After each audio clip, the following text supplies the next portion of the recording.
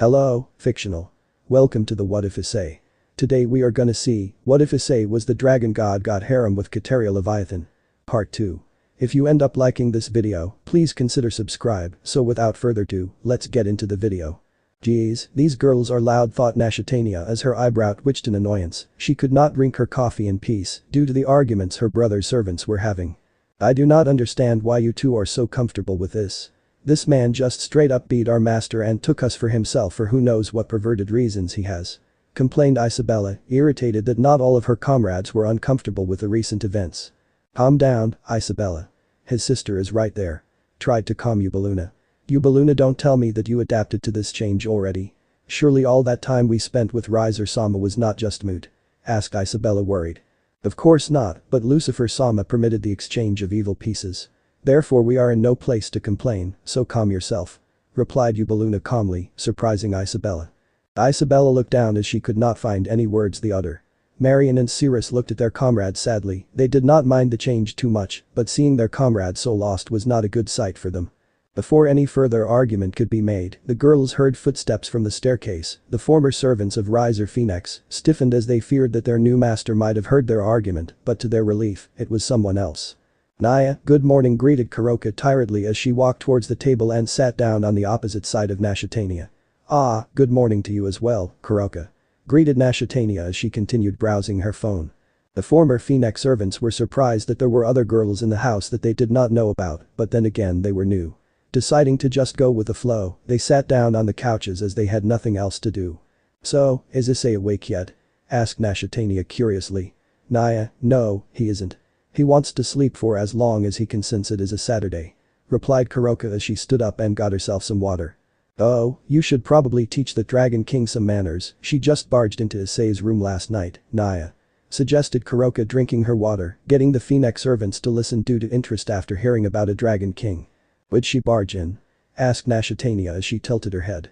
Naya, she asked if it was okay to grow some dragon fruit trees outside in the garden. And we were getting to the good part too, Naya replied Kuroka, hinting that she and Issei once again performed intercourse, getting IsseixKaterea to blush along with the Phoenix servants. Hey. Would you stop, shouted IsseixKaterea, blushing hard. Naya, hahaha. Laughed Kuroka as she fell down with her chair. Hey, anyway, what did Issei say? Asked IsseixKaterea after Kuroka had gotten back up. Naya, well, he accepted it, of course. I think the Welsh dragon probably forced him to agree. Replied Kuroka as she drank more water. Welsh dragon? Does that mean? Thought Hyoudou, shocked. A dragon king here? And the Welsh dragon? How strong is this guy? Thought Isabella with slight fear at her new master. Soon after the conversation with IsseixKaterea and Kuroka, Tiamat had proceeded downstairs as well. Who is that? Thought Marion curiously. Tiamat's purple eyes scanned the room and she quickly beepized Issei's new servants, getting them to look at her slightly scared. I still smell the phoenix on you girls. Soon enough, your scent will be that of a true dragon. Said Tiamat out of nowhere as she went outside to the garden, confusing the newcomers. May we ask who are the other members of Issei-sama's peerage aside from us? Asked Hyoudou hesitantly as she and her comrades looked at IsseixKaterea with curious faces. Ah, alright then, replied IsseixKaterea as she put her cup of coffee down. The former servants of Phoenix listened closely as they wanted to be familiar with their new comrades. Firstly, there's me, Issei's knight. Introduced IsseixKaterea proudly as she summoned a few swords out of thin air. Shocking the new servants as they had not seen magic like this before. Then there is Kuroka, Issei's bishop, Naya. Interrupted Kuroka as she introduced herself. Kuroka, as in the SS class stray devil? Asked Marion, shocked. Naya, that's right. But I guess I'm not longer a stray. Replied Kuroka as she shrugged carelessly.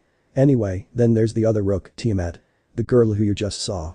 Continued IsseixKaterea, shocking the bunch. That was the strongest dragon king? Asked Isabella, surprised. Yep.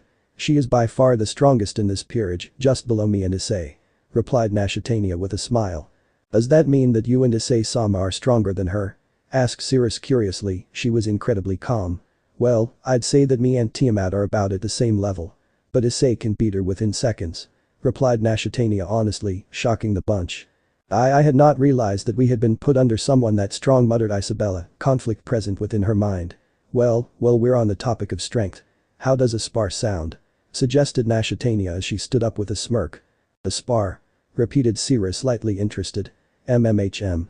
A spar to determine who is the strongest servant. Clarified IsseixKaterea, excited. Naya. But didn't we just talk about you and Tiamat being the strongest here besides Issei and myself? Mentioned Kuroka, confused as to why they would need clarification on who the strongest servant here is. Yeah, but we'll never know for sure. And there's nothing else to do anyway. Argued IsseixKaterea with a pout. Nah, fine, I'll set up the barrier.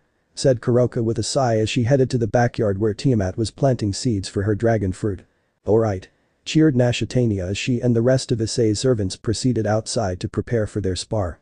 Issei's room. Issei smiled as he looked outside his window to see his servants laughing and getting along with each other. It seems they were about to have a spar. A suggestion of his sister, Issei was sure. Glad to see they're getting along. Thought Issei proudly. It sure reminds me of the peaceful days, the days before the Great War began. Said Drake, sounding relaxed. Yeah, we need more relaxing occasions like this. Thought Issei with a smile. Ah, so you do have a soft side. Discovered Belzard happily, as his descendant wasn't power hungry like he used to be. How cruel, you thought I was a monster all along? Asked Issei in his thoughts jokingly. Don't listen to him, dear, he was one of the idiots who fell due to Juggernaut Drive. Suggested Elsha as she then laughed. Hey, you fell to that perverted butt dragon emperor. At least I was able to take out 2 hacker Yukus in my lifetime. Argued Belzard boastfully. Why you? That pervert was strong and kept trying to grab my ass while we fought. Of course I couldn't cons, argued Elsha before her voice started fading in Issei's head as he smiled and just let the pea swallow him whole. I wish I could meet my old friends again, that'd be nice, we used to lay down on the grass watching the skies peacefully. Reminisced Issei, remembering his childhood. You mean the ones before you met the Leviathan girl? Asked Drake curiously. Yeah, Eelin-chan, Tiger-san, and Wani-chan's best friend, Toka-chan. Replied Issei in his thoughts happily. I'm sure you'll reunite with them one day. Stated Drake with a thumbs up. Thanks, partner. Thanked Issei with a thumbs up. European territory. A beautiful young woman of average height with a beautiful face, white skin, crimson eyes, long silver hair and slender arms, was watching the stars as she lied down on the grass with her sword right beside her. Her extremely sexy figure and slim waist made her look like a princess peacefully watching the stars, but the truth was she was a war maiden serving the European Empire, but not the empire controlled by the government. This empire was more or less a secret force of Europe created to protect the land from supernatural threats. But this war maiden hid something from the empire she served, and she hid it very well. Not even the most powerful priests and exorcists could figure out her well-hidden secret, but it was only natural that the heir to the Volteria bloodline was talented in suppressing her true power. The Volteria household of devils was the most talented household when it came to hiding their true potential. A tactic to gain a hidden advantage over their enemies.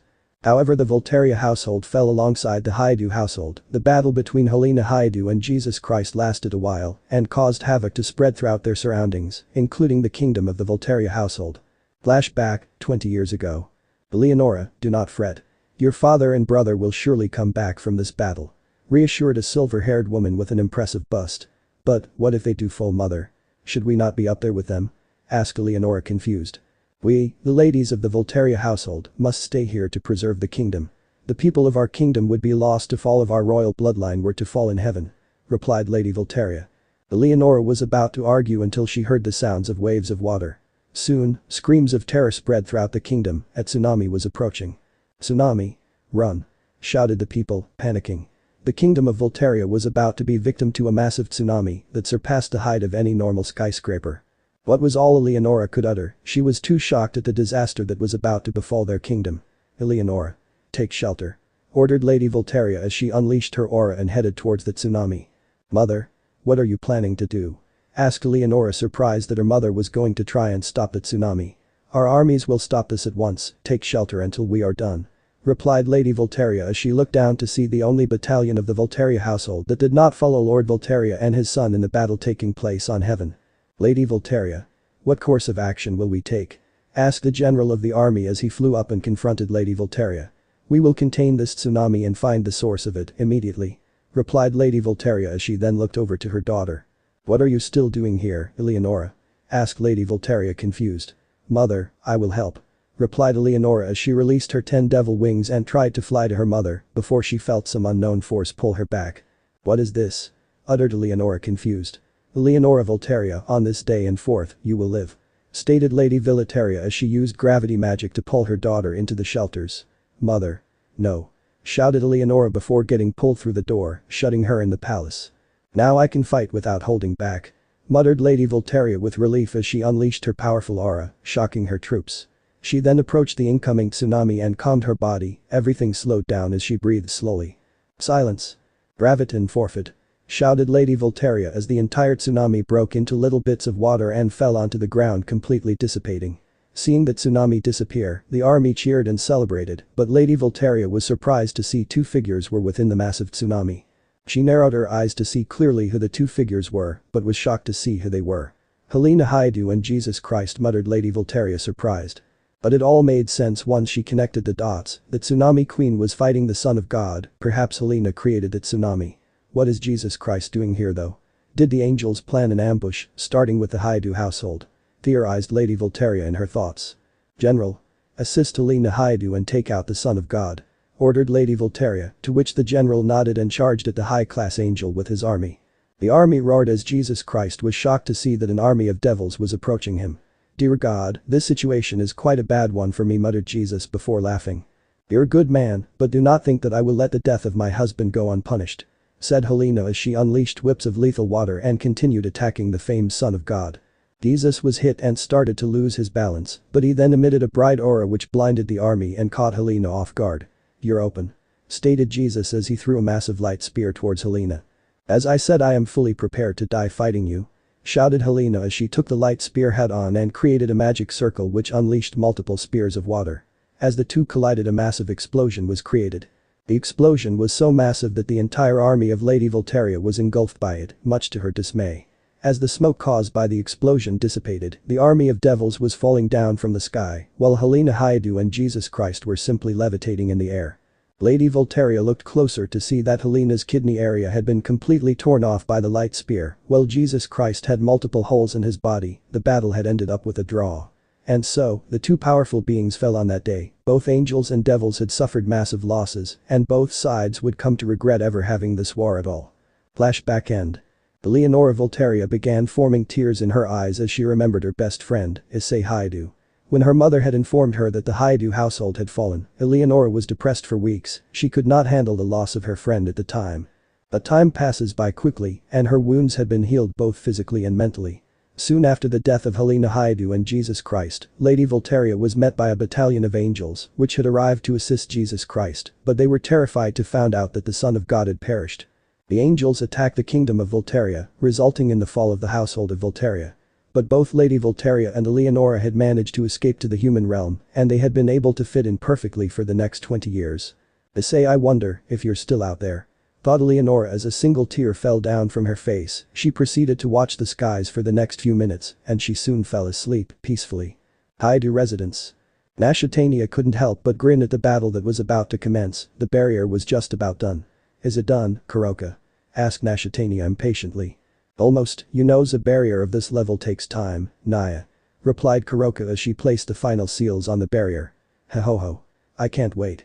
It has been forever since I've been able to use my powers against someone," mentioned IsseixKaterea excited.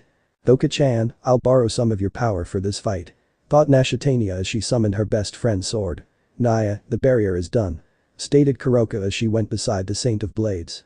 "Valkyrie," shouted IsseixKaterea as the blade she summoned started surging with electric power. "What type of sword is that?"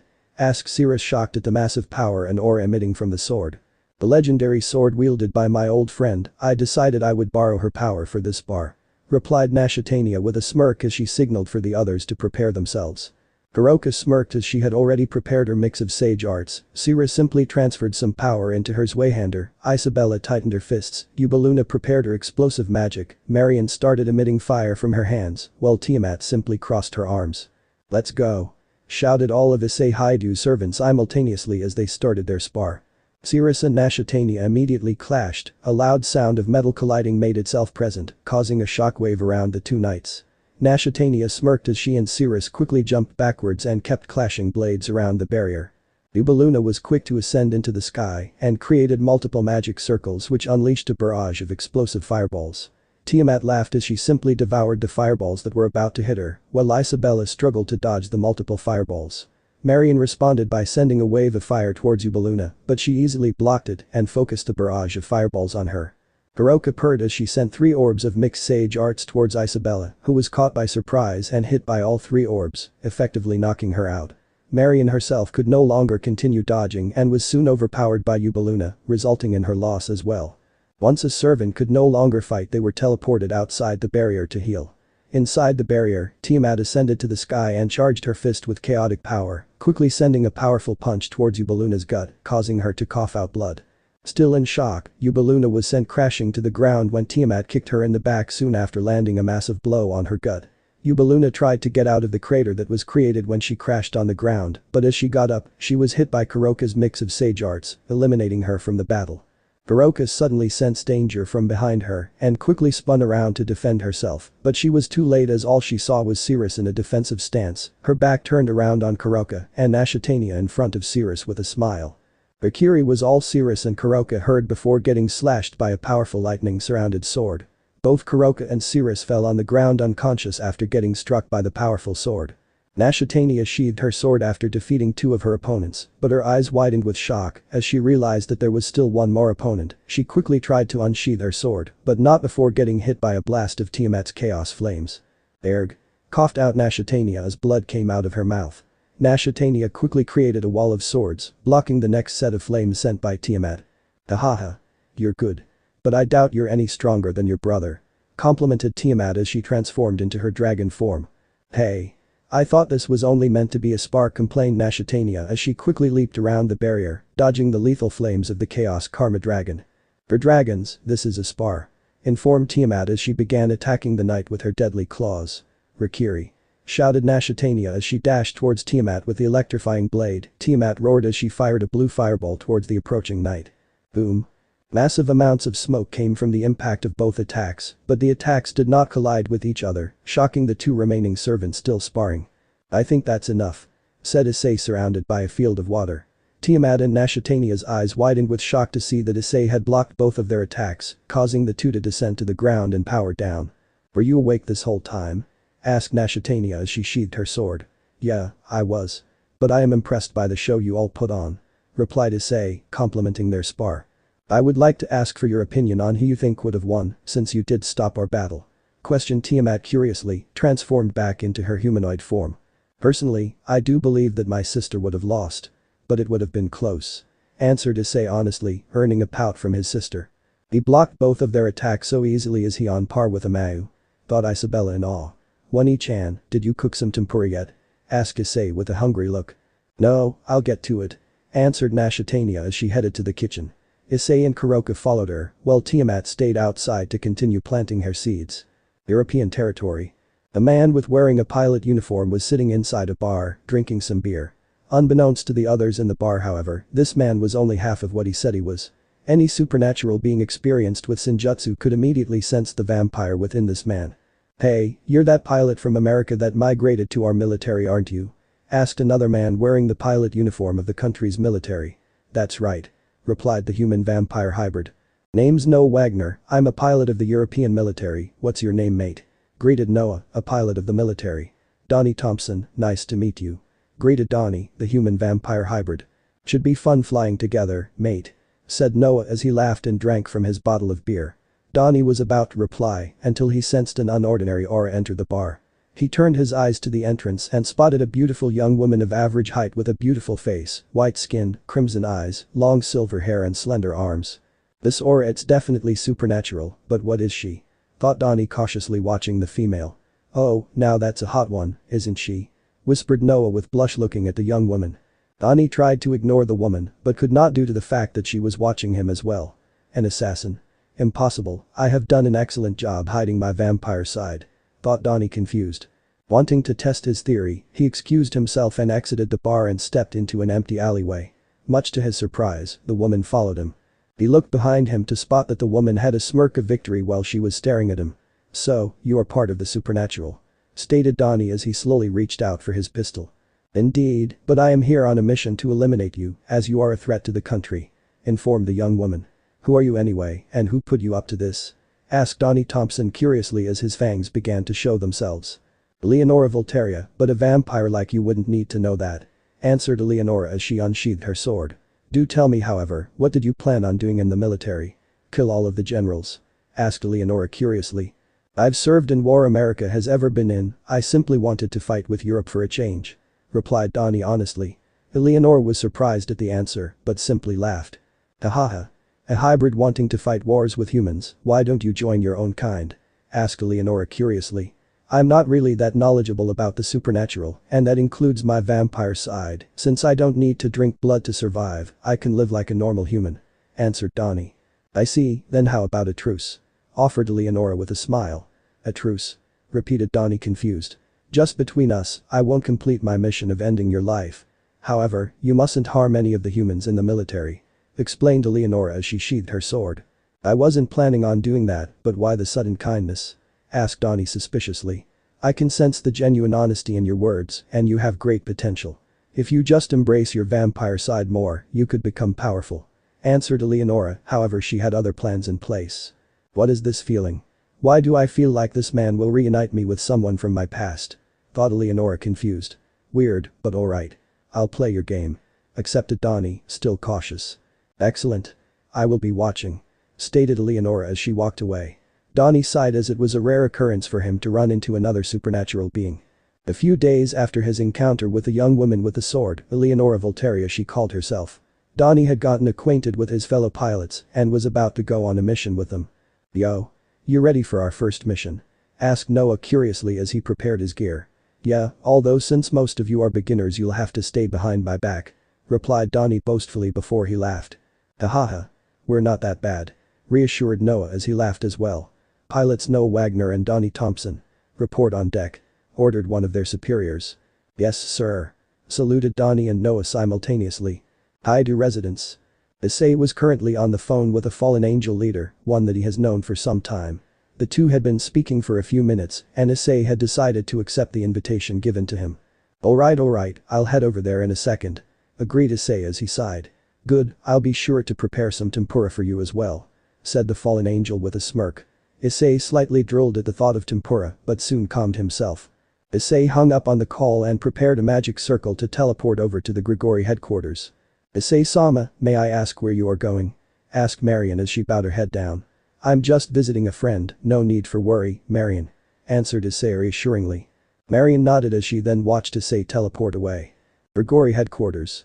Sitting on a table filled with tempura and various other meals was a tall man appearing to be in his 20s with an average build, black hair, golden bangs and black goatee. This man also happened to be a fallen angel leader, his name is Azazel. Been a while since I've actually seen that perverted face of yours in person. Greeted Issei as he arrived within a magic circle. Ho.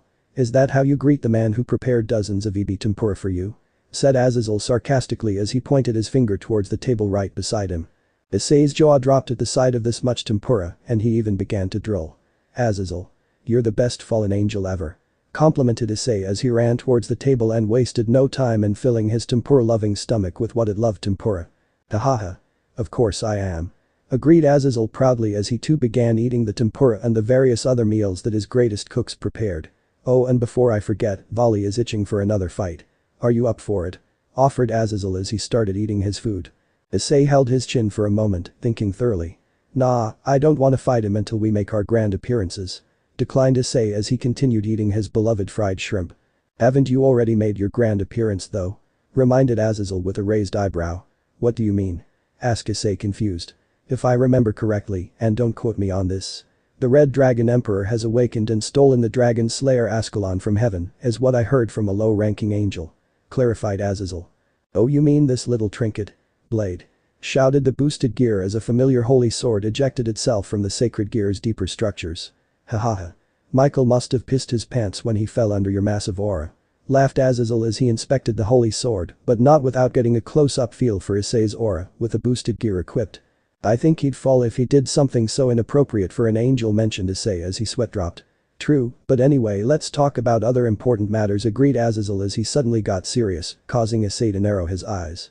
I received news that Scarlet Leviathan has employed you to become her personal bodyguard. Mentioned Azazel with a smirk. Oh? And what do you make of the situation? Asked Issei sinisterly. You're interesting, Issei Hyoudou. But are you really going to loyally serve Scarlet Leviathan? Questioned Azazel, causing Issei to raise an eyebrow.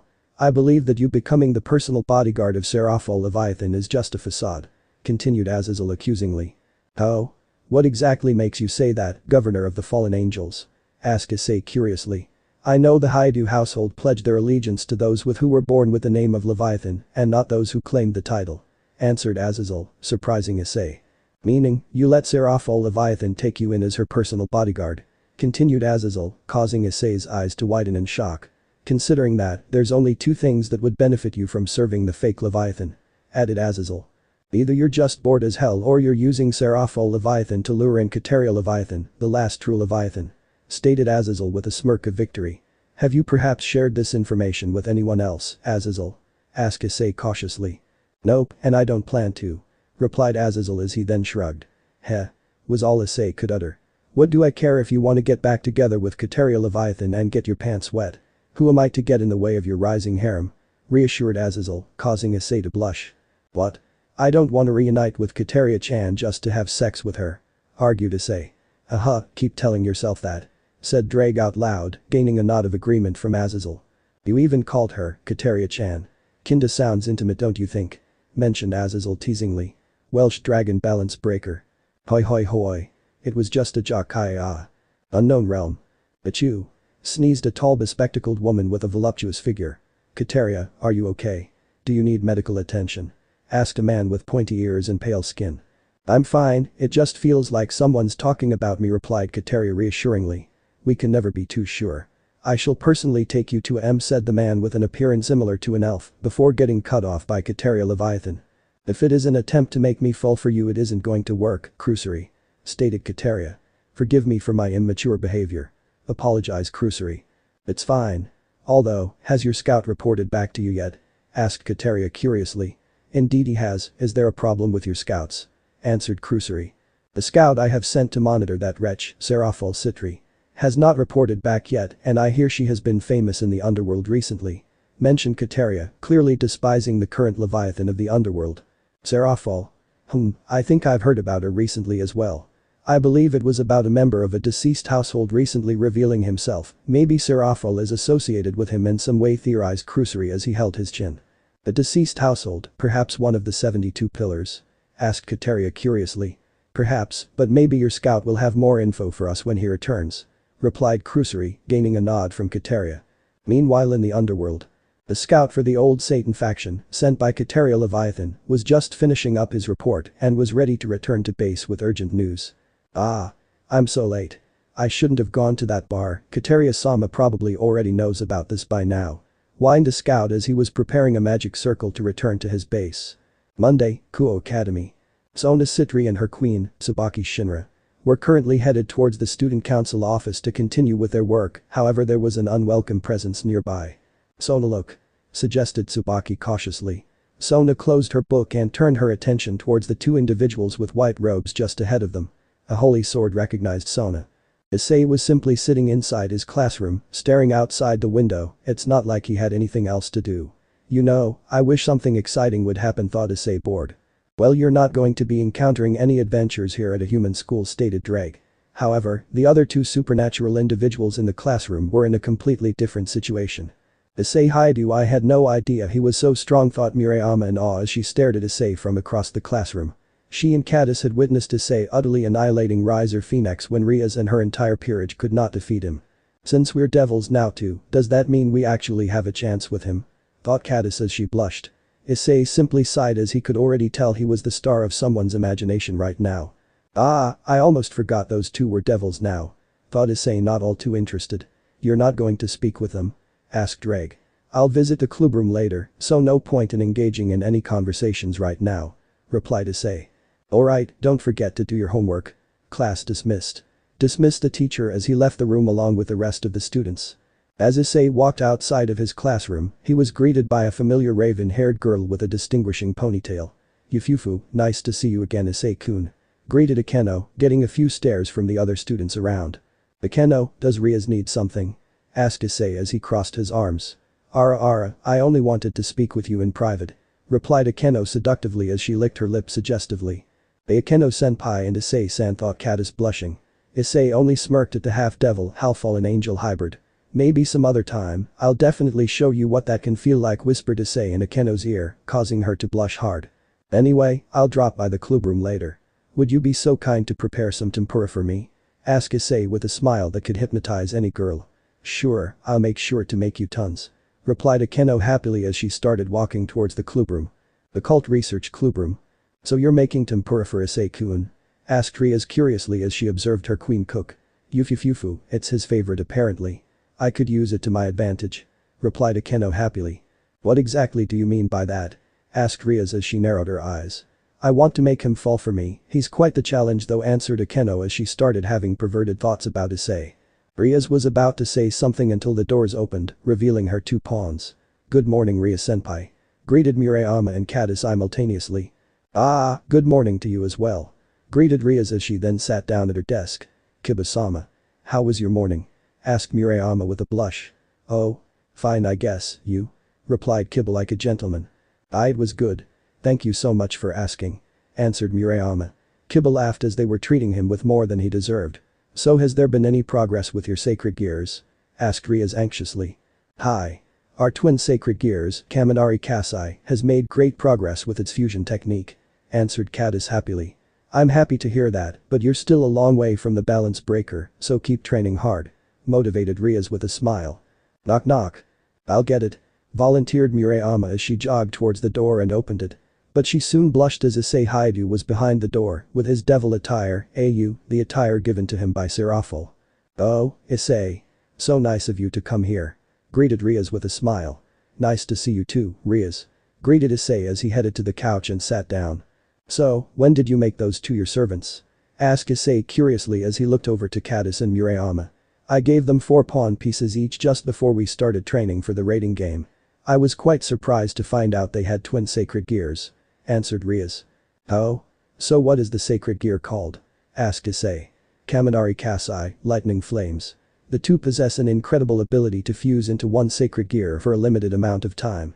Replied Riaz proudly. Interesting, I'll have to test them out one day. Announced Issei, causing Kadis and Murayama to release slight signs of fear.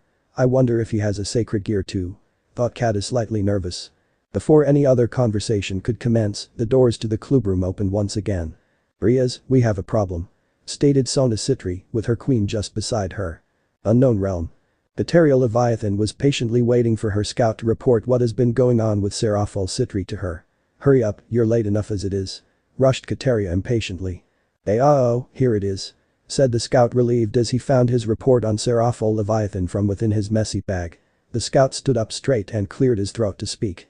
First report, Serafal Leviathan has gotten herself a personal bodyguard. Second report, recently the bodyguard was revealed to be a member of one of the old 72 pillars which fell during the Great War. Reported the scout as he only had one more report to read. The bodyguard, ha. She truly is a fraud if she requires a bodyguard to protect her. Insulted Katerea with a smirk. Third report, the bodyguard's name was revealed to be Issei Hyoudou. Reported the scout, this report caused Katerea's heart to beat slower and widen her eyes in shock. Could you repeat that last report? Requested Katerea, not entirely sure if she heard that right. The bodyguard's name is Issei Hyoudou. Repeated the scout. Issei Hyoudou, I thought he was dead, thought Katerea, still shocked from the report. No. It can't be true, I must see this for myself. Thought Katerea in denial. Thank you for the report, you may leave. Said Katerea, the scout nodded and exited the area. You better hope that this new bodyguard of yours isn't who I think it is, Serafal, because taking away my title is one thing, but taking him away is another. Thought Katerea as she opened a portal to the underworld. The cult research clubroom. Members of the church, here. Repeated Riaz confused. Indeed, I could recognize their holy swords within a mile away. Confirmed Sona. They also said that they would visit your clubroom soon. Informed Sona. I see, very well. We'll hear them out at the very least. Said Riaz slightly suspicious. We'll take our leave then. Oh, and Issei, my sister asked me to tell you to head to the underworld. Mentioned Sona. Alright, I'll be there in a sec. Said Issei, finishing up on his meal. Yufufu, you eat tempura so fast, Issei-kun. I want you to eat me next time. Teased Akeno, causing Riaz and the others to blush at her suggestiveness. Hey Akeno. Please control yourself. Pleaded Riaz, embarrassed at her queen's actions. Well, good luck Riaz. Sona then left the clubroom along with Tsubaki Shinra. I shall be taking my leave as well, it seems my services are required. Informed Issei as he left the clubroom in a magic circle. Oh, I didn't get to say goodbye. Complained Akeno, causing Riaz to have a tick mark appear on her forehead. Underworld. Serafal-sama, I have arrived. Greeted Issei as he bowed his head down. Issei-chan. Hurry hurry, the meeting is about to start. Rushed Seraphol, gaining a nod from Issei as he got right beside her. The doors soon opened for the Mayu in charge of foreign affairs, Seraphol Leviathan. Ah, welcome Seraphol Dono. Welcomed an elder devil. Look. Look. Everyone's favorite magical girl has arrived. Announced Seraphol as she started sparkling. Oh my Mayu, has she no shame? Thought Issei as he cringed at the display. Issei looked round the conference room to see that the other attendants were not surprised. Don't tell me they've gotten used to this, thought Issei in disbelief. Alright, the meeting is about to start. Please take a seat, Seraphol Dono. Asked an elder devil politely. Right away. Replied Seraphol as she rushed to take a seat, with Issei following her from behind. Hey Dreg. Called Issei in his thoughts as he sat down beside Seraphol as the meeting commenced. What is it, partner? Asked Dreg. Can you check if they're doing their jobs right now? I'm pretty sure I told Marion to start handing out flyers already. Requested Issei. Yeah, most of them are getting contracts right now, but Tiamat, Kuroka and your sister are slacking off in the house. Informed Dreg. Well, I'm not surprised to be honest. Said Issei in his thoughts. The old Mayu faction is causing a lot of trouble for the Norse. If we cannot gain an audience with the All-Father, war wouldn't be out of the question. Stated a noble. That is true, our numbers are already low enough as it is. Agreed another noble. It seems your fiancée is causing quite a bit of trouble. Said Dreg with a slight smirk. She's still stubborn after all, I hope she isn't foolish enough to challenge any of the Norse gods to a challenge. Scolded Issei in his thoughts. Sounds like something Albion's host would do. Said Dreg, gaining a nod of agreement from Issei. If that's the case, send a messenger. And perhaps a gift as well to compensate for the old Mayu faction's attacks. Ordered Seraphol, which was soon followed as a messenger was being sent. While the messenger is being prepared, how about we discuss another important matter as of now? Suggested a noble. What matter would that be? Asked another noble devil curiously. The supposed bodyguard of Seraphol Leviathan over there. Replied the noble as he pointed towards Issei. I'm an important matter. Asked Issei slightly surprised. Indeed you are. One of the leaders of the old Mayu faction is Katerea Leviathan. So why are you not serving her? Asked the noble suspiciously. That's true, she is an actual Leviathan, so it is suspicious that he is working with Seraphol who isn't a true Leviathan. Agreed another noble as more whispers began to fill the room. Enough. Shouted Seraphol with an icy aura surrounding her, this caused all of the commotion about Issei to come to an immediate stop. Don't you dare insult the trust I have in my Issei-chan. Added Seraphol with a superior tone. Forgive us, Seraphol Dono. Apologized an elder devil, as did the rest of the devils that were questioning Issei Hyoudou's true intentions. Seraphol was still angry, but decided it would be best to just stay quiet and calm down. The meeting continued for some more time, but eventually it ended. Seraphol headed outside with Issei for some breathe. Issei looked around the surroundings to see that nobody else was too close, but he could spot some devils some distance away. Seraphol-sama, I should return to my residence soon. Would you be fine if I leave you here? Asked Issei, eager to return home. Hi, Issei-chan. But thank you for attending this meeting with me, I probably would have frozen them all if they talked ill of you any further. Replied Seraphol with a loving smile. I wanted to thank you for defending me as well. It motivates me more on serving you. Thanked Issei sincerely. You should always be motivated when serving me, I am a magical girl after all. Stated Seraphol as she sparkled, gaining a chuckle from Issei who then left in a magic circle as soon as he said his goodbyes.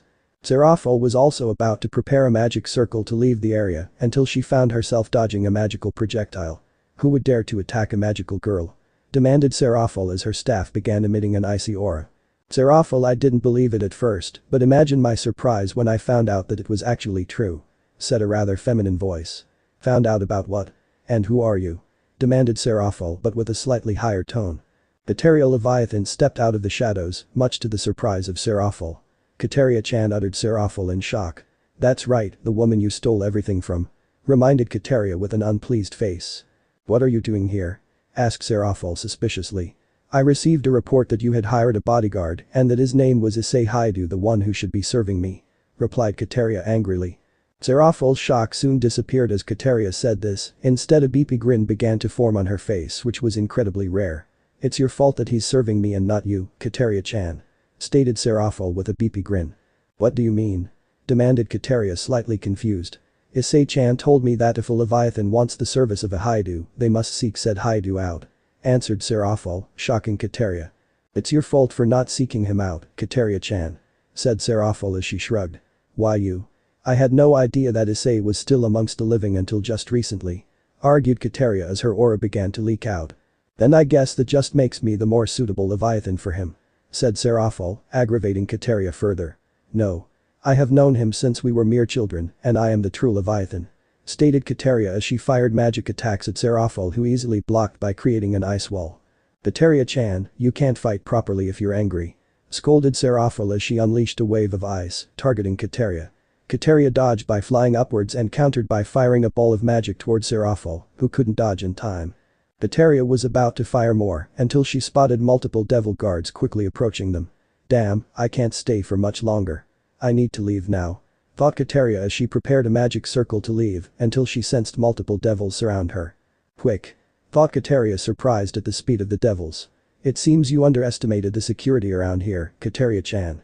Assumed Seraphol as she flew up to look at Katerea eye to eye. The auras of the two Leviathans was overwhelming, it was like the dream catfight for Issei Hyoudou, who unfortunately wasn't in the area. Katerea Leviathan. Surrender or we will be forced to resort to violence. Stated a devil guard. Katerea responded by raising her staff, which caused a massive explosion. She was able to kill the guards and push back Seraphol Leviathan. We will continue our battle soon, Seraphol. Announced Katerea as she started preparing a magic circle to leave once again.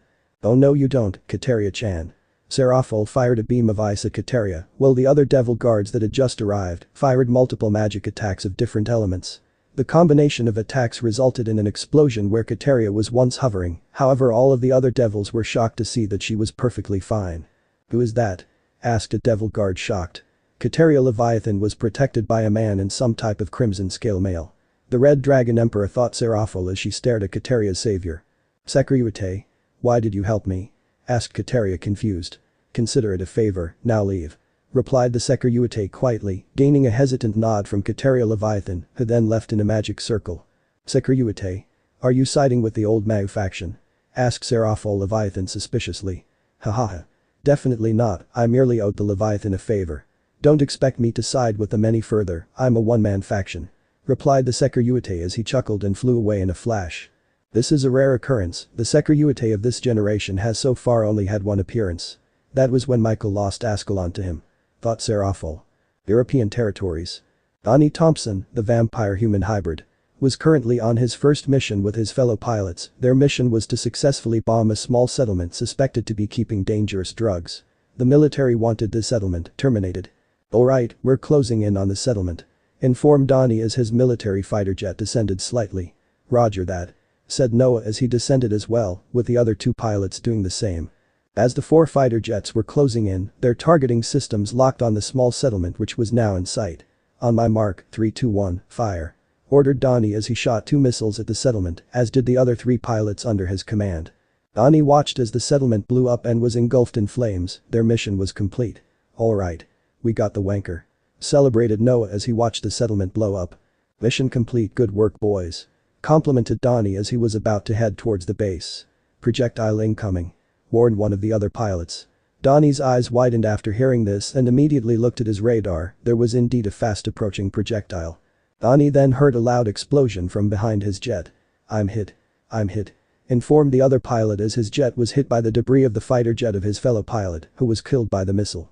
Damn it, who the hell is targeting us? Asked Donnie confused as his jet ascended into the clouds to confuse the targeting systems of the enemy for a short time. Oi, Donnie, what should we do? Asked Noah, slightly panicking. Just stay calm, we need to find where this bastard is before we engage. Replied Donnie as his jet turned around and his targeting systems began doing its work. The parachute is jammed. I can't deploy, I'm stuck. Informed the other pilot whose jet was still free falling. Shit. He's done for, I need to focus on finding this bogey. Thought Donnie. Donnie, we can't just let him die. Said Noah, wanting to help his fellow pilot. It's too late, his parachute is jammed. There's nothing we can do but find this bogey and take it out. Stated Donnie as he then lightened up as his targeting systems locked on a red fighter jet. Found you, Motherbeeper. Said Donnie as he shot 2 missiles at the bogey. But unfortunately for Donnie, the bogey was able to dodge as he descended beneath the clouds. Damn. Cursed Donnie as he followed the bogey. Help me. Please help him. Their fellow pilot had finally crashed and the jet was completely wrecked. Beep. Beep. Beep. I don't want to die here. Panicked Noah. Noah, calm down. Scolded Donnie as he started firing his jet's guns at the bogey. The bogey was hit and fire started to emit from the right wing of the jet. "Got him," said Donnie proudly. But much to his surprise, the jet turned around and started heading towards Donnie. "What? Is he planning a kamikaze?" thought Donnie, surprised, but it was too late to dodge as the bogey hit the left wing of Donnie's jet. "Donnie, deploy," said Noah as he shot 2 missiles at the bogey, killing the enemy. "I'm trying." "Shit. This one's jammed as well," informed Donnie as his jet was losing control and free falling. Donnie did not know what to do. For once in his long life of fighting, he didn't know what to do. This attack was quite a surprise to him. He was sure that there were no wars currently going on with Europe, but he was still attacked. Unless. "Leonora Voltaria, was this your doing?" thought Donnie, confused. As his jet was about to hit the ground, he felt the lever slightly loose. "Yosh!" cheered Donnie as his parachute deployed and he was able to escape death. Donnie was still falling pretty fast, but he was able to stabilize himself. Donnie had safely landed on the ground. "Noah, do you copy?" called Donnie, but no response. "No, Wagner, do you copy?" called Donnie once again, but still no response. "Something's blocking my signal," muttered Donnie as he looked around his surroundings until he could no longer feel his legs. "What?" thought Donnie as he fell to the ground. "My, I didn't expect you to be able to survive that," said Leonora Voltaria as she walked up to Donnie's immobilized body. "I knew it. I thought we had a deal," asked Donnie, confused. "We did, but unfortunately my mother didn't," replied Leonora as she struck his chest with her sword, causing him to cough out blood. "I'm truly sorry, but my mother ordered me to do this. Naturally, a child must obey their parents," apologized Leonora as she walked away. Donnie lied down on the ground, bleeding out. "What a bitch," thought Donnie. Without any means of surviving this confrontation, Donnie reached into his pocket, curious to see if he could find anything to reminisce about. But the only thing he found was a paper he received from a girl with some maid outfit earlier. "Your wish shall be granted, eh?" thought Donnie as he read the writing on the paper. "Heh, I wish I could find someone actually worth serving," wished Donnie, as he then chuckled. "I guess I really am dying if I'm actually believing this bullshit," thought Donnie as he closed his eyes and awaited his death. But he then heard a sound. If he could remember correctly, it sounded like a magic circle. "Huh?" thought Donnie as he saw a magic circle appear on the ground. Someone was coming out of it. "Yo, name's Issei. You wished for someone worth serving?"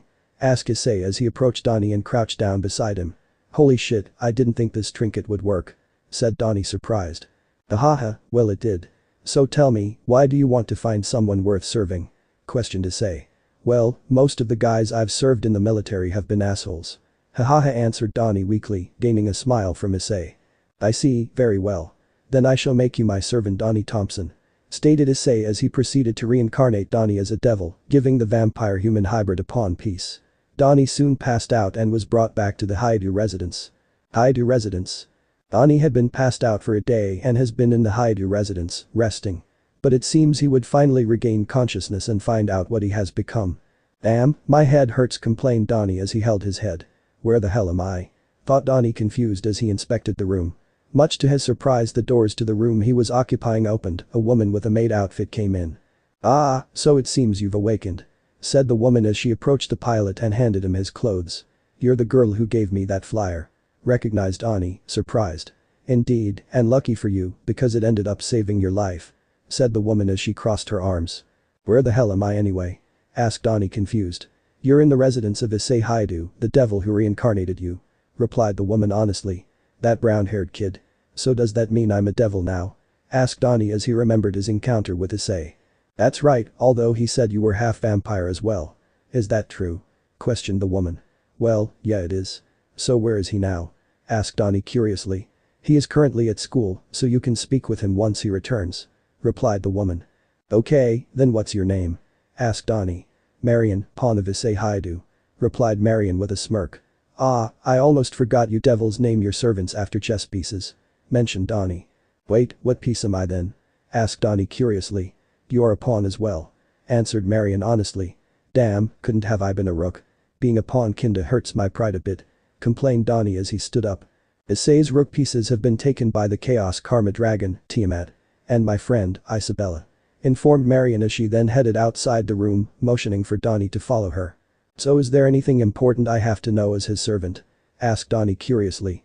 "Well, just stay loyal and do what you're told and I think you should be fine," replied Marion as she walked down the stairs, followed by Donnie. "He's not the abusive type of master, is he?" questioned Donnie cautiously. No, he cares for his servants a lot. Answered Marion with a raised eyebrow. Why, do you question his intentions after he granted your wish? Asked Marion. No, it's just I want to make sure he is a good guy. My wish was to find someone actually worth serving. Replied Donnie honestly. Fair enough. Said Marion as she pointed towards the table at the kitchen and went to wash some of the dishes. Donnie sat down at the table, he was hungry after all. So are you like the maid of the house? Asked Donnie curiously. I'm not like the maid of the house, I am the maid of the house. Replied Marion. Is this the new pawn? Asked Isabella curiously as she scanned him. Indeed, his name is Donnie Thompson. Replied Marion. Nice to meet you. Greeted Donnie as he offered his hand. Name's Isabella, I won't shake your hand until you prove you're strong enough to be a pawn of Issei Hyoudou. Greeted Isabella as she returned to the couch and continued watching TV. Kinda seems like this Issei guy has a harem, hopefully he isn't a playboy, thought Donnie as he inspected the living room. Hi, how are you? Greeted IsseixKaterea from behind, scaring the vampire devil hybrid. Ah! Shouted Donnie surprised. Ara, my bad, it seems I scared you. Apologized IsseixKaterea as she then giggled. No, it's alright. Reassured Donnie as he raised his hands and shook them. I'm IsseixKaterea, brother of Issei Hyoudou and his knight. Introduced IsseixKaterea. Donnie Thompson, his new pawn. Greeted Donnie. You're a vampire, right? How about we have a little spar? I've been wanting to test out one of my old swords on a vampire. Offered IsseixKaterea. What sword is it? Asked Donnie curiously. It's called Solar Elucidator. The same sword that slew the strongest vampire in history, Alucard. Replied IsseixKaterea happily. Heh. It hurts. Shouted Donnie in pain as his wounds were being treated by Marion. Shut up and stop whining. It's your fault for accepting IsseixKaterea-sama's challenge. Stated Marion as she wiped a piece of cloth with alcohol covering it on his wounds, getting him to flinch in pain. How was I supposed to know that she was that strong? You should have warned me. Argued Donnie in annoyance. Marion's eyebrow twitched in annoyance at his complaints. Just please shut up. Requested Marion as she once again wiped the cloth on his wounds. I mean seriously, I'm the new guy here. And Marion simply poured a bunch of alcohol on his wounds and boy did it shut him up. So, how are your wounds? Asked IsseixKaterea as she visited the man she wounded pretty badly. Good. Answered Donnie hesitantly before he held his right arm in pain. Hey, where is Issei? He's still not back? Asked Donnie curiously. Oh, he must still be at school I think. Replied IsseixKaterea, getting some weird feeling that her brother isn't actually at school. European territories. Leonora Voltaria was currently in her HQ, she had just finished a meeting with her human superiors. Leonora hates having to come to this HQ, not because she has to hide her presence, but because of her many rivals that are present in the HQ as well. Well, if it isn't one of the war maidens, Leonora-chan.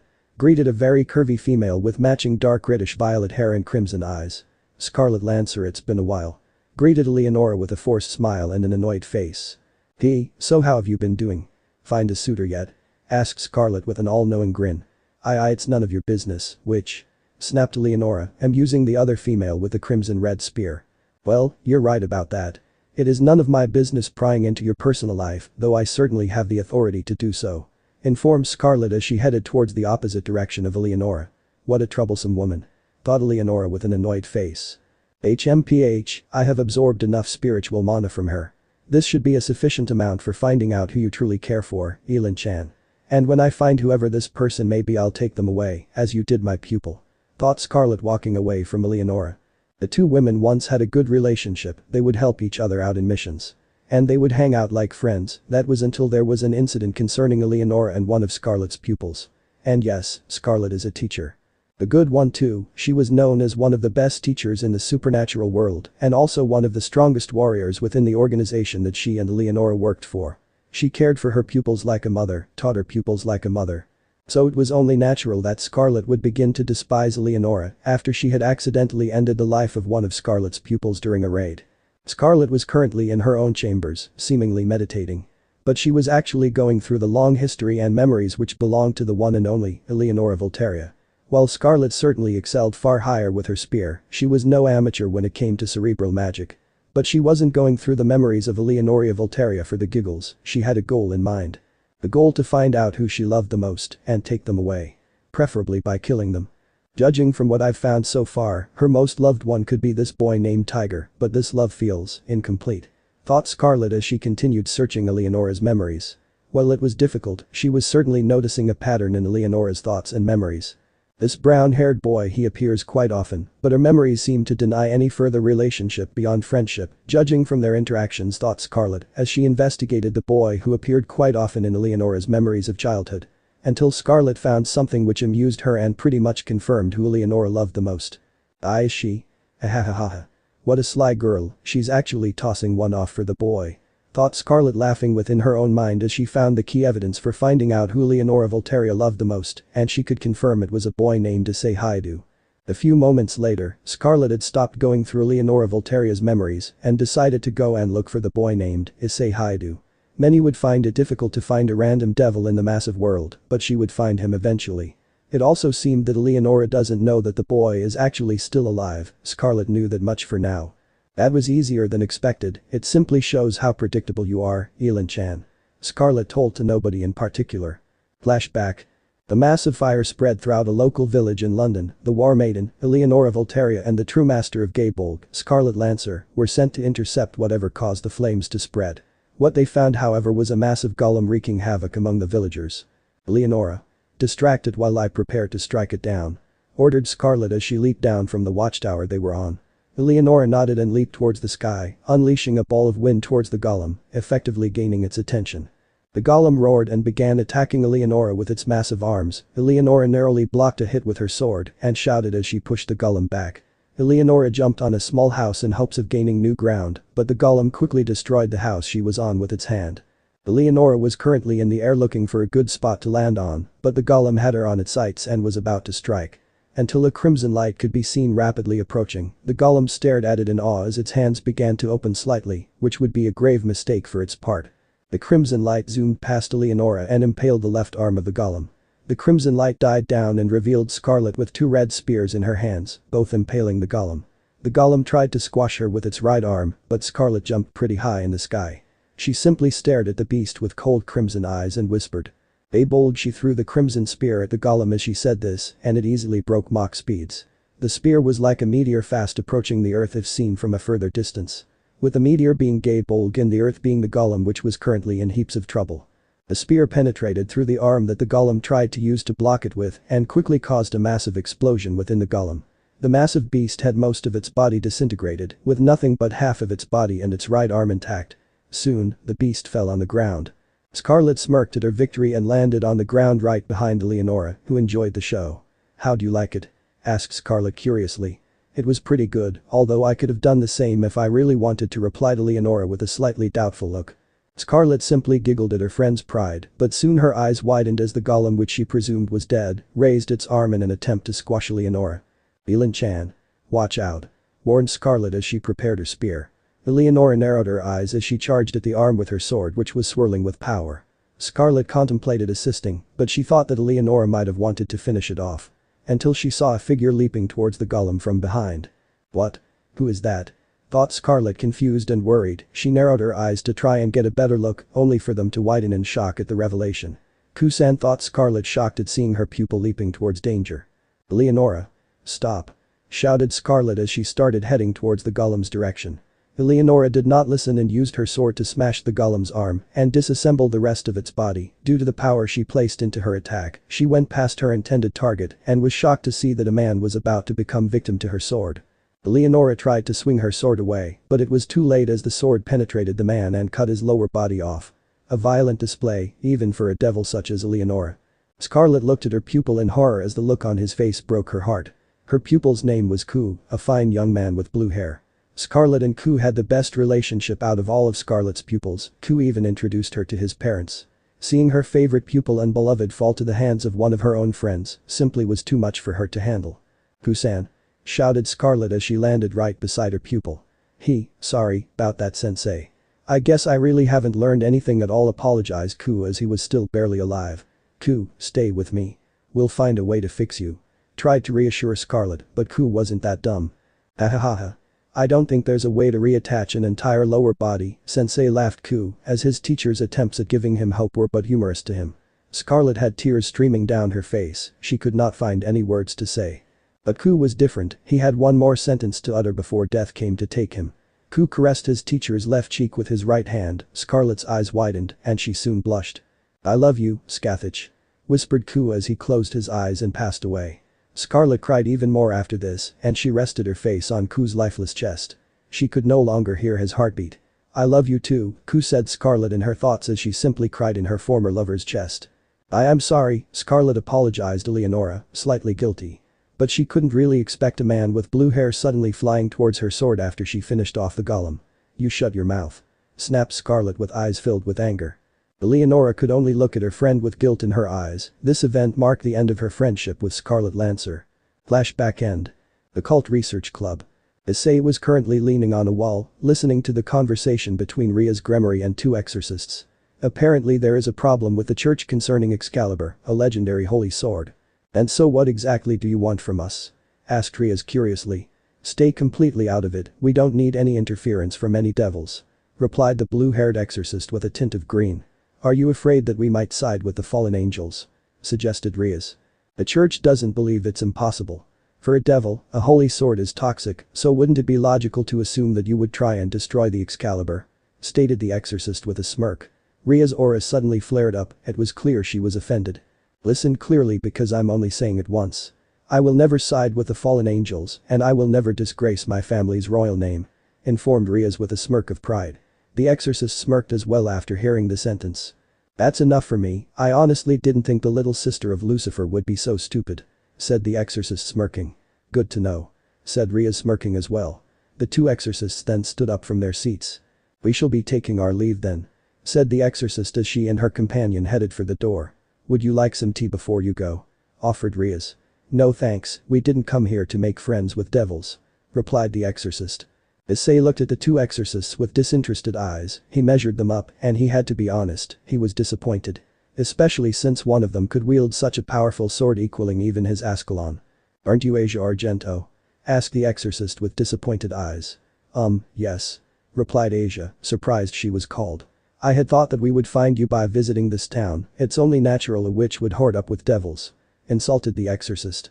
Asia's eyes widened and she looked down in shame. "Tell me, do you still believe in our god?" asked the exorcist, shocking Asia once again. "Zenobia, don't be silly, she's a devil now, of course she doesn't believe in God anymore," interrupted the brown-haired exorcist. "No, I can still smell the belief in her. Tell me, do you still believe in God?" asked the exorcist once again, now revealed as Zenobia. "Yes, even though I'm a devil now I could never stop believing," answered Asia with a slight blush. "Is that so? If that is true then let me end your life right now," said Zenobia, shocking Asia and the other devils in the room. This even caught the attention of Issei, who had grown amused of the exorcist named Zenobia. "Alright. That's enough out of you, lady," snapped Murayama angrily. "Yeah. How dare you try to offer sweet Asia such a horrible thing?" mimicked Caddis. "She has been outcast by the church, if she still believes in God after becoming a devil, then she must allow us to sacrifice her if she desires forgiveness," stated Zenobia as she glared at the two devils. "We don't care about your beliefs. Why would God spread such utter nonsense?" asking Asia to end her life as Jew, argued Caddis, before being interrupted by the most powerful being in this room. "I think that's enough, Caddis," said Issei as he walked towards Zenobia. Zenobia turned to look at the devil who had been silent this entire time, until now. Issei had gotten right in front of Zenobia and started sizing her up, he looked at her starting from the feet up to her face. Zenobia stared at the devil with no fear at all. "Who exactly are you?" asked Zenobia curiously. Issei stared at Zenobia, eye to eye. But Zenobia didn't flinch, she replied by staring back at him. The staring contest lasted for a few moments, until Issei smirked and crossed his arms. "Issei Hyoudou," introduced Issei with a smirk. Zenobia narrowed her eyes, as if she recognized that name but couldn't figure it out. "Now, I was going to keep quiet this whole time, but I'm afraid I can't allow devils to be sacrificed to God in this town," stated Issei, glancing at Asia who blushed at his gaze. "And why is that?" asked Zenobia smirking. "It would be quite unruly to sacrifice a devil in a town which has been claimed by devils, no. So if you want to end Asia Argento's life, you'll have to get through me," replied Issei as he let a very small amount of his aura leak out. "You seem to have a decent amount of power, but I don't think that'll be enough to take me and Arena out," said Zenobia confidently. "Oh, she's underestimating me," thought Issei as he then smirked. "This is perfect, I will fight as well," said Kiba who had just entered the room. "Kiba," blurted out Caddis and Murayama in shock. "And who are you?" asked Zenobia slightly annoyed at the appearance of even more devils. "Your superior," replied Kiba. "Alright. This is a friendly match, no killing," announced Akeno as she had placed a barrier around the area. Alright, Irina. You fight the blonde devil, I'll fight that one. Said Zenobia as she pointed at Issei. Oh, but I wanted him. He's pretty cute, he'd make a good priest. Complained Irina as her name was revealed earlier. Stop complaining and get ready. Said Zenobia as she approached Issei Hyoudou. Let's begin, shall we? Suggested Zenobia as she grabbed her sword of destruction. Let's dance. Said Issei as he summoned a sword of his own, Pina. The sword gifted to him by his sister. Akeno fired a small magic shot into the sky, signaling the start of the battle. Issei dashed forward and attempted to strike at Zenovia's hips, but she swung her massive sword at him, forcing him to leap backwards. Issei smirked as he dashed forward once again, but this time he would have the advantage as Zenobia was still recovering from that swing. Zenovia's eyes widened in shock as Issei was about to hit her with his sword, but she sidestepped and dodged the blow. Although she received a slight graze on her right shoulder. Zenobia jumped up and aimed to slam her sword of destruction on the ground so that Issei would lose his footing. But Issei suddenly appeared right behind her midair and smacked her into the ground, creating a crater. Meanwhile, on the other side of the field, Kiba and Irina were clashing their swords. It seems Irina wielded Excalibur mimic, but Kiba wouldn't fall short of speed, so it would be tough to try and hit him. Hey. Stop moving so much. Complained Irina as her every attempt at striking Kiba was dodged. Kiba appeared behind her and attempted to stab her with his demonic sword, but Irina was able to block and she was able to cut his left arm. Kiba shouted in pain and fell on the ground, grabbing his left arm as the cut was burning his skin. Kiba, that's enough. Said Riaz with her arms crossed. Kiba attempted to get up but couldn't, he then punched the ground in anger. It's alright, you can try again next time. Zenobia should be done by now too. Cheered up Irina as she then looked over to her partner's side and she was shocked to see Zenobia panting and relying on her sword of destruction to stand up properly. How is she not done with him yet? And she seems to be losing, asked Irina as if she couldn't understand how Zenobia was losing.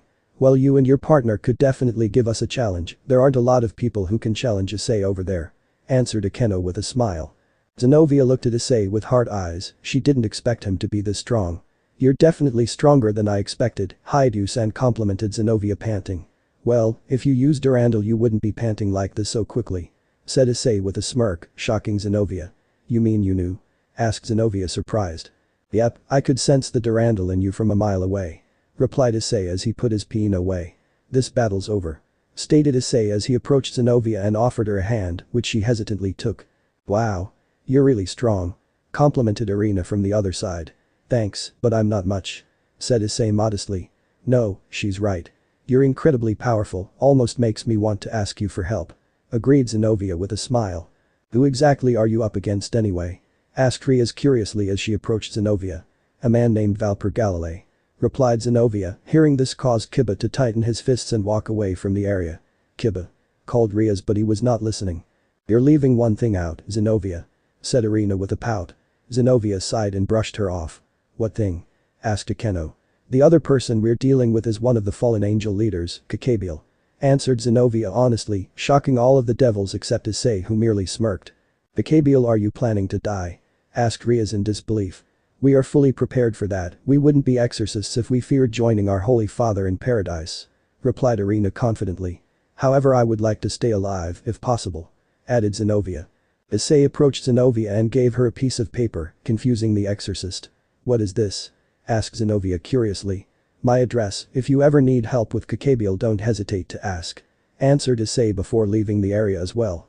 Riaz was slightly jealous that an exorcist was allowed to visit Issei's house before she was, but she let it go for now. We should take our leave as well. We have some business to get to. Said Zenobia as she gained a nod from Riaz and left the school premises with Irina trailing her. We should help Kiba-senpai. Whispered Kadis to Murayama, who nodded in agreement. Riaz looked at her two pawns, slightly worried that they might do something reckless, but she brushed the feeling off for now. Hyoudou residence.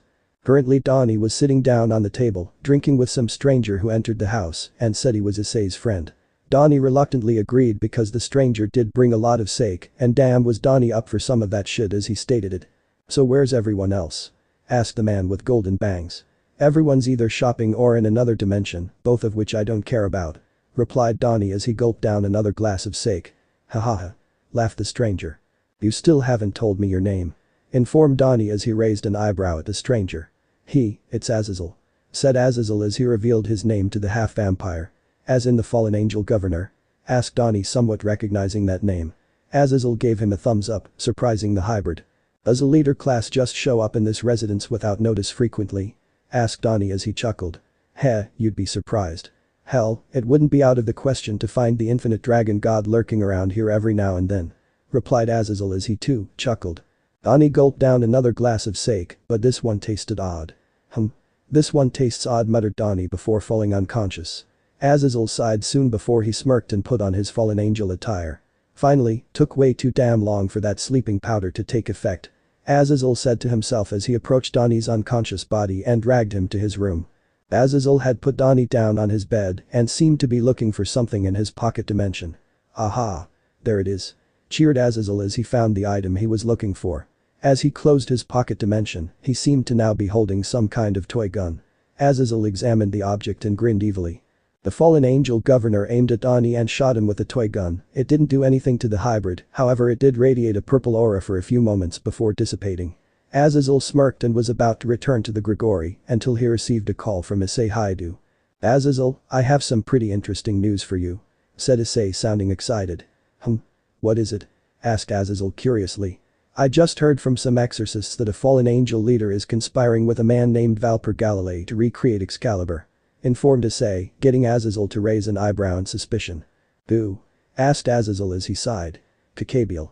Answered Issei with a smirk. Of course it is. And let me guess you want me to give you permission to kill him. Predicted Azazel. You caught me. Said Issei as he laughed.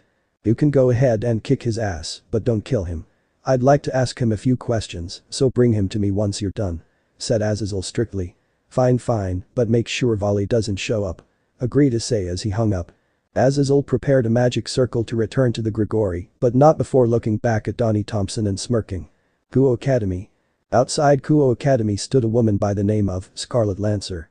She had been successful in locating Issei Hyoudou. She was able to deduce that the devil studied here in this very same school. Since she knew that Leonora had no idea that Issei was still alive, Scarlet decided she would make sure that the two would never reunite. And if they ever did, it would not be as Leonora would anticipate. Scarlet simply smirked as she had been able to successfully enroll as a teacher for history class. She would get to know this devil who had dug its way into Leonora's heart before striking him down. She had went home for the night, excited for her first day of teaching. Even though her goal was to kill or eliminate Issei Hyoudou, she was an amazing teacher and enjoyed teaching those who needed education. Time skip, 1 day later. At the Hyoudou residence, the hybrid also known as Donnie Thompson was waking up. Oh, my head hurts, thought Donnie as he stood up and clutched his head in slight pain. He most likely was having a headache due to the amount of sake he drank yesterday with Azazel. Ah, that's right. I drank with the governor of the fallen angels, thought Donnie as he entered his bathroom and washed his face.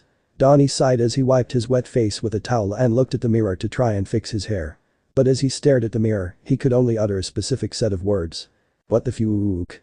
Shouted Donnie, shocked as he looked at the mirror, and it seemed that he wasn't a he, but a she. Donnie looked downwards and her eyes twitched as she now had breasts, at the very least D-cup size. How could this happen? Asked Donnie to no one in particular. Donnie also noticed that she now had the curves of a beautiful woman and a pretty face as well. She had become a full-blown woman of great beauty. All I did was drink a few bottles of sake and then this happened, shouted Donnie as she fell on her knees. Donnie's eyes then widened as she came to a realization. Wait, I passed out after drinking the sake that Azazel brought and I'm sure I could have easily drank a dozen more bottles, thought Donnie, coming on to something. And Azazel was known to experiment and create a bunch of weird stuff, added Donnie to her thoughts. Which means Azazel somehow turned me into a female. Shouted Donnie with her anger in her eyes.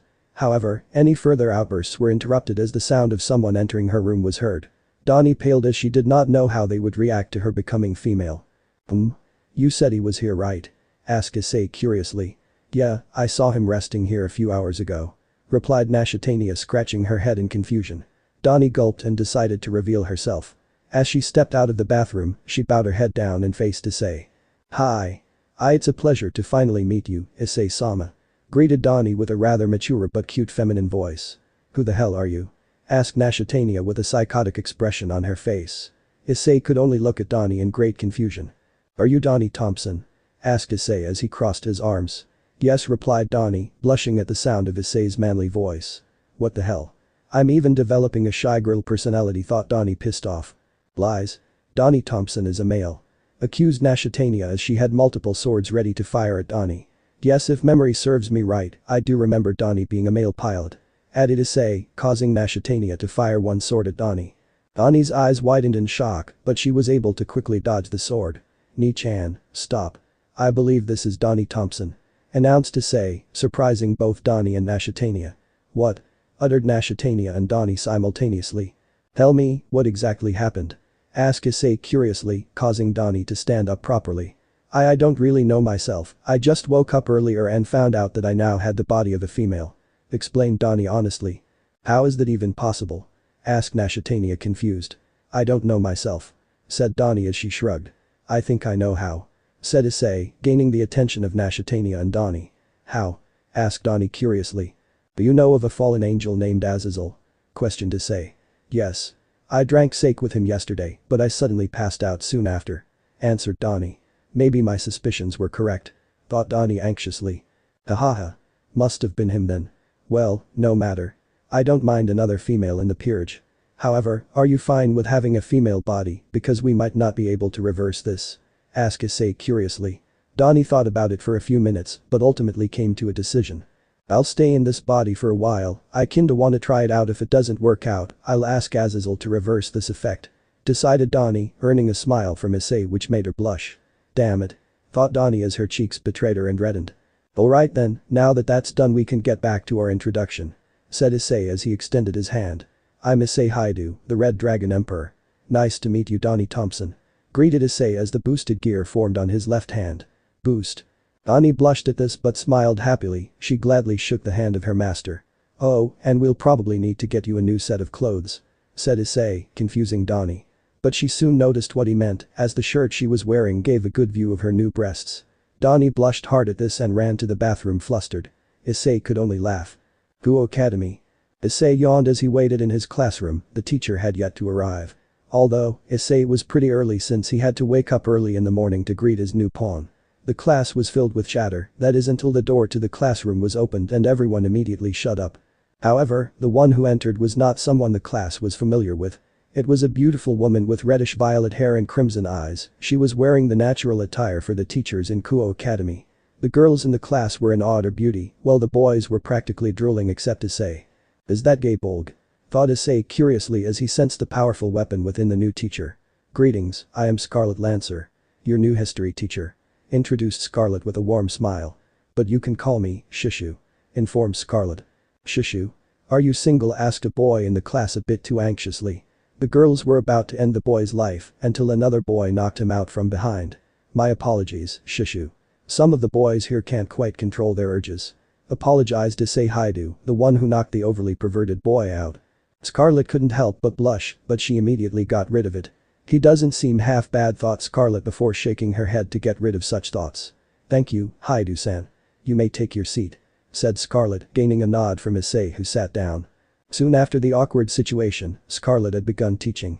Time passed by as the lessons were taught and as Issei stared outside the window.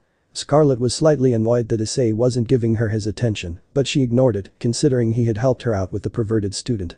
After an hour had passed, the bell rung. Most of the female students rushed to Scarlet and began asking her questions, this simply made her giggle as she answered a few of the questions. She stopped for a moment though as she saw Hyoudou exiting the room, but before she could call him she was flooded by more questions from the girls. She sighed as she decided she would pursue the devil later on. Murayama Pav. "Geez, these two can eat a lot," thought Murayama as she watched the two exorcists, Zenobia and Irina, devour the meals that she and Catus paid for. Kaneko and Saji were also here, even though Saji didn't really want to come help with this whole Excalibur deal. "Hey, you have those two now, can I go back now?" asked Saji as he tried to get out of his seat until Kaneko forced him back down. "Oh come on," whined Saji with teary eyes. "Don't be such a pansy, Saji. You're a man aren't you?" asked Catus rhetorically. But you don't know what it's like when Sona gets mad. The only time she doesn't kick my ass when I do something that disturbs her is when that pretty boy Issei is there," argued Saji trying to get out of Kaneko's grip. Hearing Issei's name mentioned brought a blush to Murayama and Catus's faces. They had a massive crush on him after all. "Sit down," said Kaneko with a monotone but threatening voice. Saji paled after hearing this and immediately sat down. "Saji-kun, you're pretty close to Hyoudou-kun aren't you?" asked Irina curiously with food in her mouth. "Well, I guess I see him quite often because he is assigned to guard Kaichu. But we don't really talk much," answered Saji as he scratched his head. "A shame, I wanted to learn more about him," He had quite the dominating and attracting aura, similar to that of God. Said Zenobia disappointed, although the devils received a slight headache due to the mention of God, but they controlled themselves. My bad, I almost forgot you were devils. Apologized Zenobia as she realized that she had inflicted a headache upon them. It's fine, but as payment for this we'd like to be able to help stop Kakebiel. Requested Caddis desperately. Zenobia and Irina looked at each other before nodding. Very well, we shall let you assist. Agreed Zenobia, causing Caddis and Murayama to smile happily. Saji only groaned in frustration, but he agreed to come anyway. Totally rad. Said Kaneko chewing on some gum. Buo Academy. Issei was currently eating his lunch with Sona and the rest of the student council, except Saji, who was slacking off as theorized by Sona Citri. As Issei was enjoying his tempura however, his new teacher, Scarlet Lancer also known as Shishu to the students approached him. Hyoudou-san, may I speak to you for a minute? Asked Scarlet with a smile on her face. Sona and Tsubaki looked at the teacher suspiciously but allowed it. Issei nodded at them and followed Scarlet Lancer to a private area in the school grounds. So I take it you know that I am not just a normal teacher? Asked Scarlet curiously. What makes you think that, Shishu? Asked Issei, acting confused.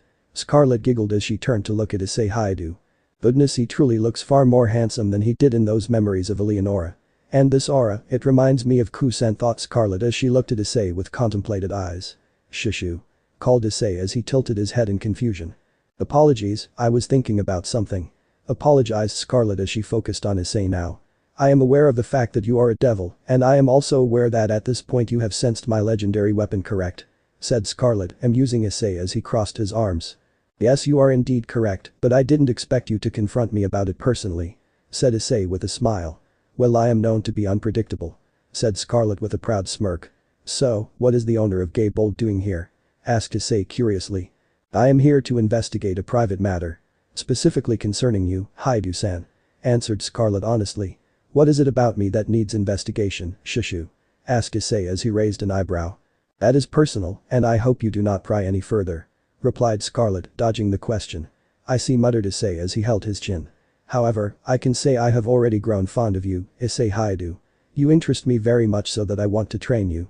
Informed Scarlet with a loving smile, the very same one a true teacher would have.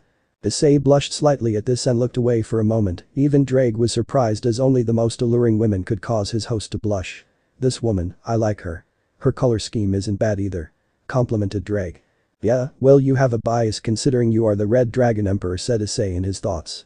Doesn't matter, she is quite the beauty still. Perhaps you should take her up on her offer. Advised Drake, confusing Issei. What offer? Asked Issei confused.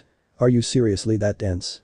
She said that you interested her so much that she desires to train you, and I can say from her aura alone that she could definitely teach you a thing or two about fighting. Answered Drake. I haven't been seriously trained by anyone since the original Leviathan. You think she can force me to be serious with training? Asked Issei, slightly doubting Scarlet's abilities. Give her the benefit of a doubt. Requested Drake. Issei thought about it for a second, but ultimately came to a decision. Shishu, if I train under you, will you take me seriously? Asked Issei seriously. Scarlet smiled and nodded. Of course, I care for my pupils greatly to the point I would risk my own life for them. Replied Scarlet sincerely. Then I accept your guidance, sensei. Said Issei as he bowed his head. Scarlet smirked as she had gained a new pupil, and perhaps her greatest. A few hours later. The Cult Research Clubroom. Ria's Gremory was currently going through a bunch of reports and contracts. It would appear that Caddis and Murayama were doing a great job with their contracts. Akeno, have you seen Caddis and Murayama? Asked Riaz, gaining Akeno's attention. I'm afraid not, I haven't seen them at all today. Same goes for Kaneko. Replied Akeno honestly. I see, thank you for the information. Thanked Riaz as she had an idea as to why they were gone. They've gone to help Kiba. Thought Riaz as she got up and motioned for Akeno to follow her. Riaz, where are you going? Asked Asia curiously. Oh, it's nowhere, Asia. You should head back home now, Asia. Replied Riaz as she and Akeno disappeared in a magic circle. Asia tilted her head in confusion as they teleported away. Oh, I wonder what they're up to. Muttered Asia as she decided to head back home. Oh no, muttered Saji in fear as he watched two magic circles of opposite colors appear in the ground. Riaz Gremory and Sona Citri had arrived. I see you are here as well, Sona. Greeted Riaz with a knowing smile. Well, it is a master's duty to punish their servants when they do something irresponsible. Greeted Sona with a smile as well. Hearing this caused Saji to pale in fear. Caddis and Murayama also paled at this. It wasn't long before Sona started giving Saji his dose of 1000 spankings, magic enhanced at that. No form of pleading or convincing could stop Sona from giving Saji his due punishment. Saji had teary eyes as he started getting spanked. He looked over to the Grimoire group to see that Riaz was hugging her servants, rather than spanking them. What the hell? Why do I get spankings but they get love and hugs? Complained Saji loudly. That's them spank. This is us. Answered Sona as she continued spanking Saji's poor butt cheeks. I was so worried.